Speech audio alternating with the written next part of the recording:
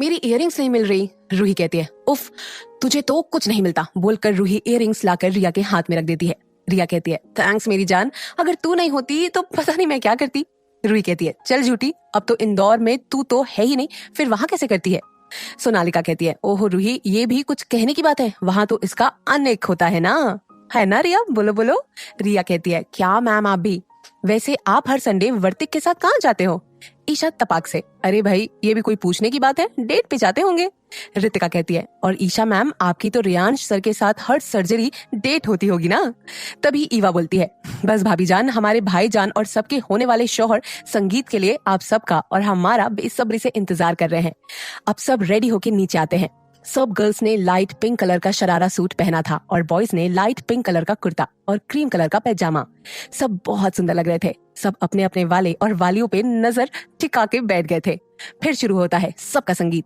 सबने जी भर के डांस किया, बोले चूड़िया बोले कंगना में। सबने एंजॉय किया, बाराती डांस से लेकर ग्रुप डांस, कपल डांस, कुछ भी नहीं छोड़ा। दूसरे दिन हल्दी का दिन भी आ गया। सब गर्ल्स ने येलो कलर की साड़ी और फ्लोरल ज्वेलरी कैरी किया था और बॉयज ने येलो कुर्ता पैजामा कैरी किया था। हल्दी का फंक्शन गर्ल्स और बॉयज का एक ही एरिया में था, लेकिन अलग अलग प्लेस में। और आज होने वाले दूल्हे और दुल्हन को एक दूसरे से मिलना के लिए मना किया गया था। गर्ल्स बॉयज दोनों को हल्दी का रंग चढ़ चुका था। शाम को मेहंदी सेरेमनी भी हो गई। आज रात को सब गर्ल्स ने प्लान किया था कि वो आज एक ही कमरे में सोएंगी और अपना लास्ट बैचलर डे एंजॉय करेंगी। रात के 2 बज रहे थे। सभी गर्ल्स बातों में लगी थी। तभी ईशा के फोन में नील का मैसेज आता है, प्लीज यार अपने रूम का विंडो ओपन करना। ईशा विंडो ओपन करती है और बोलती है, रूही देख, नील आया है तेरे लिए। रूही झटके से विंडो के पास आती है और बोलती है, सर आप यहाँ क्या कर रहे हैं, जाइए, किसी ने देख लिया तो। नील कहता है, ओफो, पहले मुझे अंदर तो खींचो यार, आज दिन भर से तुम्हें नहीं देखा तो मेरा दिन नहीं गुजर रहा था, अब जाके चैन मिला, बोलता है और रूही उसे अंदर खींच लेती है। बाकी सब गर्ल्स, हाउ रोमांटिक सर, नील मुंह बनाते हुए, पर जिसके लिए किया उसे कोई कदर ही नहीं है। रूही गुस्से से नील को घूरती है। तभी बाकी गर्ल्स फिर से बोलती हैं, और एक हमारे बंदे हैं, कोई फिक्र ही नहीं। तभी नील बोलता है, ऐसा कुछ नहीं है, विंडो में जाके तो देखो। जब सब गर्ल्स जाकर देखती है तो उनके होश उड़ जाते हैं। सब लाइन से विंडो में लटके पड़े थे। सबने अपने अपने वालों को अंदर खींचा और सब पैर बनाकर जहां कोई ना देख सके वहां चले गए। अभी और जिया रूम के बालकनी में एक दूसरे के कंधे में सर टिकाकर बैठे थे। अभी कहता है, तो मिस जिया शर्मा, आप मिसेस जिया अभिनव त्रिपाठी बनने के लिए रेडी है ना। जिया हाँ जी बोलती है और उनके गाल पे किस कर देती है। वर्तिक और सोना तो कमरे में ही सोफे में बैठ जाते हैं। वर्तिक सोना की गोद में अपना सर रख लेता है और सोना उसका सर सहलाती हुई बोलती है, तुम्हें कभी गिल्ट तो नहीं होगा ना कि तुमने मुझसे शादी की, I mean, मैं रूही के साथ।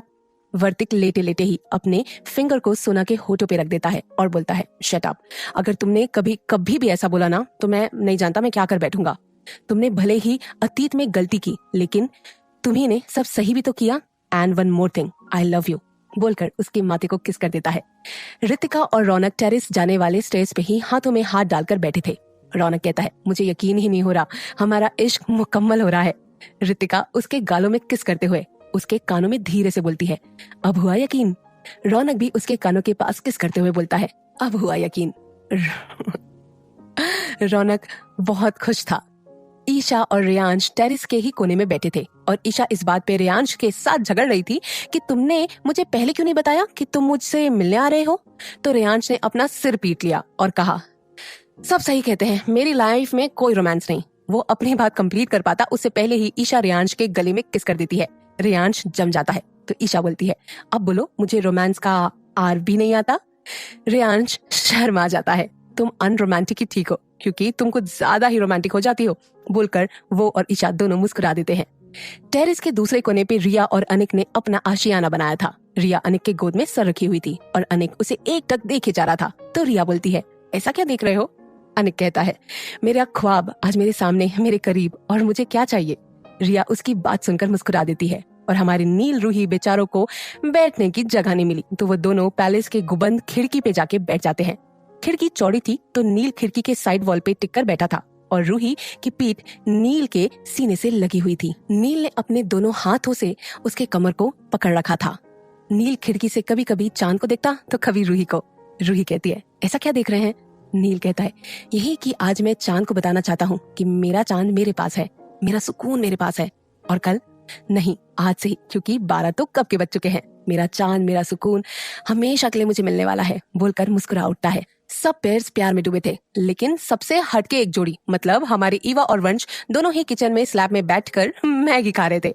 वंश तो अपनी ईवा को रोमांस ना सिखा पाया, पर हमारी ईवा ने उसे आधी रात को मैगी खाना सिखा दिया। सुबह करीबन 4 बजे बॉयज विंडो के रास्ते निकल जाते हैं। आज शादी का दिन आखिरकार आ ही गया। शाम होते ही सब गर्ल्स को 2 ही फीलिंग्स आ रही थी, हैप्पीनेस एंड नर्वसनेस। शादी के जोड़े में सब ने सेम टू सेम डिजाइन करवा कर ड्रेस बनवाई थी।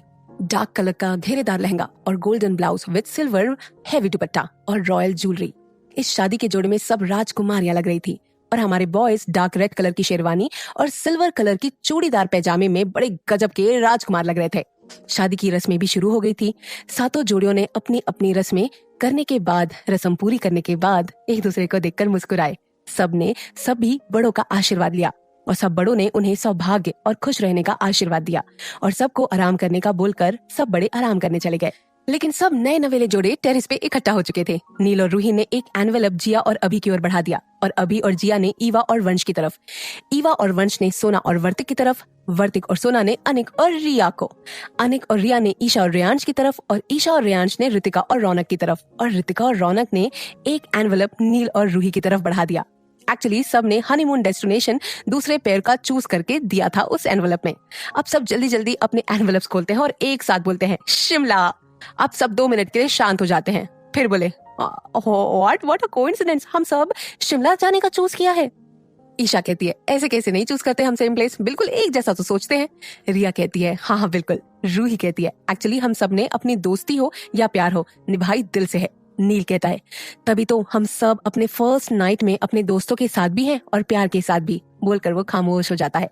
तभी अभी बोलता है इट मीन्स दिल, दोस्ती, प्यार सब बरकरार रखेगा हमें। सब मुस्कुरा के ग्रुप हग करते हैं और इस कहानी का डी एंड हो जाता है।